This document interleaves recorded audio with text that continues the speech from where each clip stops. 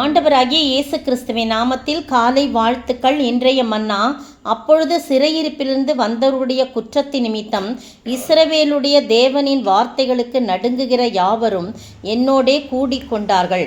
நானோ அந்திபலி செலுத்தப்படும் மட்டும் திகைத்தவனாய் உட்கார்ந்து கொண்டிருந்தேன்.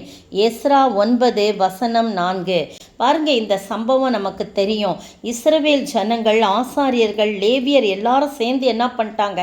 கானானியர், ஏத்தியர், பெரிசியர், எபூசியர், அம்மோனியர், மோவாபியர், எகிப்தியர் அவங்க கிட்ட போய் அந்த ஜனங்களோட தொடர்பு கொண்டு அவங்களுடைய அருவறுப்புகளுக்கு விலக்கி இருக்காம அவங்க குமாரத்திகளில் தங்கள் குமாரருக்குள்ளும் பெண்களை கொடுத்தும்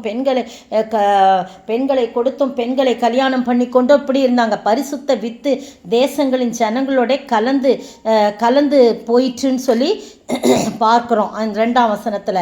இப்படிலாம் இருக்கும்போது பாருங்க, இந்த வர்த்தமானத்தை 3ஆம் வசனம், இந்த வர்த்தமானத்தை நான் கேட்டபோது, எஸ்ரா கேட்டபோது, என் வஸ்திரத்தையும் என் சால்வையும் நான் கிழித்து என் தலையிலும் என் தாடியிலுள்ள மயிரை பிடுங்கி திகைத்தவனாய் உட்கார்ந்திருந்தேன்.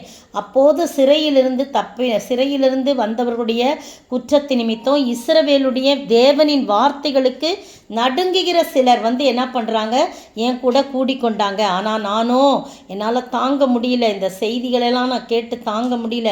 நானோ அந்திபலி செலுத்தப்படும் மட்டும் திகைத்தவனாய் உட்கார்ந்து கொண்டிருந்தேன் அப்படின்னு சொல்லி எஸ்ரா சொல்கிறத நம்ம பார்க்குறோம். இந்த அருமையான வேளையில் நீங்களும் நானும் இப்படி ஜனங்கள் மோசமான பாவ வழியிலே செல்லும்போது நாம் உண்மையாகவே திகைத்து நிற்கிறவர்களா, ஆச்சரியப்படுவர்களா இருக்கிறோம். அப்படியே உட்கார்ந்து இருக்கவில்லை எஸ்ரா. பாருங்க, அடுத்தது சொல்லப்பட்டிருக்குது. அவன் பாருங்க, அந்திபலி நேரத்திலே நான் துக்கத்தோடே எழுந்து கிழித்து கொண்ட வஸ்திரங்களையும் சால்வுகளோடும் முழங்கால் படியிட்டு என் கைகளை என் தேவனாகிய கர்த்தருக்கு நேராக விரித்து அப்படியே ஜெபம் பண்ணுறார். 6ஆம் வசனத்திலிருந்து 15ஆம் வசனம், அந்த 9ஆம் அதிகாரம் முடிகிற வரைக்கும் ஒரு ஜெபம் செய்து பிரார்த்தித்தேன். தங்களுடைய இயலாமை, தன்னுடைய ஜனங்களின் பாவங்களை எல்லாம் அறிக்கை செய்து அவர் ஜெபிக்கிறத பார்க்குறோம். பாருங்க, அப்போ 10ஆம் அதிகாரம் 1 வசனத்தில் எஸ்ரா இப்படி விண்ணப்பம் பண்ணி அறிக்கையிட்டு அழுது தேவனுடைய ஆலயத்துக்கு முன்பாக தாழ விழுந்து கிடக்கையில் இஸ்ரவேலில் புருஷனும் ஸ்திரீகளும் பிள்ளைகளுமாக மகா பெரிய சபை அவனிடத்தில் கூடிட்டு ஜனங்கள் மிகவும் அழுதார்கள். அவர்கள் தாழ விழுந்து அவங்களும் என்ன பண்ணுறாங்க?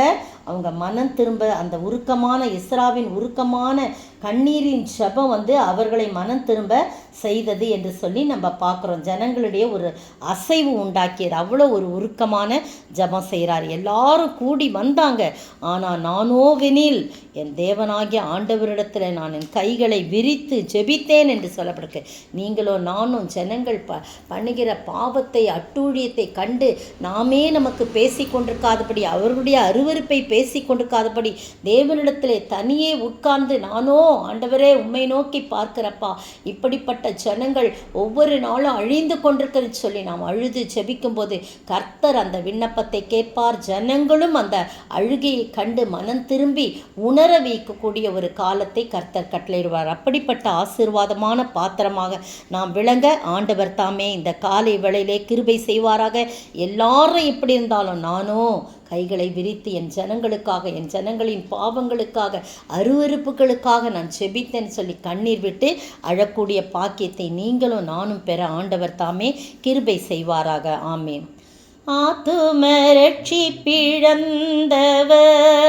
ஆயிரமாய், ஆத்தும ரட்சிப்பிழந்தவர் ஆயிரமாய், அன்றாடம் இந்த மண்ணடியில் அழிந்து சாகின்றாரே, அன்றாடம் இந்த மண்ணடியில் அழிந்து சாகின்றாரே.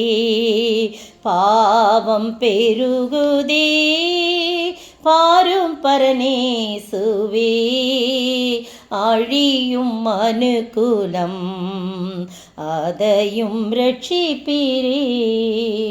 சோத்தரிக்கிற ஆண்டவரே, அழியும் மனுக்குலத்தை ரட்சிக்கும்படியாக எஸ்ரா கர்த்தாவே தன் கைகளை விரித்து, நான் ஜெபிக்கிறேன் ஆண்டவரே, இப்படிப்பட்ட ஜனங்களுக்காக நான் துக்கிக்கிறேன் ஆண்டவரே என்று சொல்லி தன்னை தாழ்த்தி வெறுமையாக்கி ஆண்டவரே அப்பா ஜெபித்தது போல நாங்கள் ஜெபிக்க ஆண்டவரே நீங்கள் கிருபை செய்யுங்க ஆண்டவரே. எங்கள் விண்ணப்பத்தின் சத்தத்தை கேட்டு அழிந்து கொண்டிருக்கிற ஆத்துமாக்களை உம்முடைய பக்கமாய் திருப்பி அந்த பாவ சிறையிலிருந்து அவளை விடுதலையாக்க வேண்டுமாய் ஜெபிக்கிறோம். தொடர்ந்து ஆசீர்வதிங்க, காத்துக்கொள்ளுங்க. இயேசுவின் நாமத்தில் ஜெபிக்கிறேன் பிதாவே, ஆமேன். நேற்றைய பதில், மனுஷனுக்குள்ளிருப்பதை அவர் அறிந்திருந்தபடியால் மனுஷரை குறித்து ஒருவரும் அவருக்கு சாட்சி கொடுக்க வேண்டியதாய் இருக்கவில்லை. யோவான் 2:25. இன்றைய கேள்வி, தேவன் தம்முடைய குமாரனை எதற்கு அனுப்பாமல் எதற்காக அனுப்பினார்? தேவன் தம்முடைய குமாரனை எதற்கு அனுப்பாமல் எதற்காக அனுப்பினார்?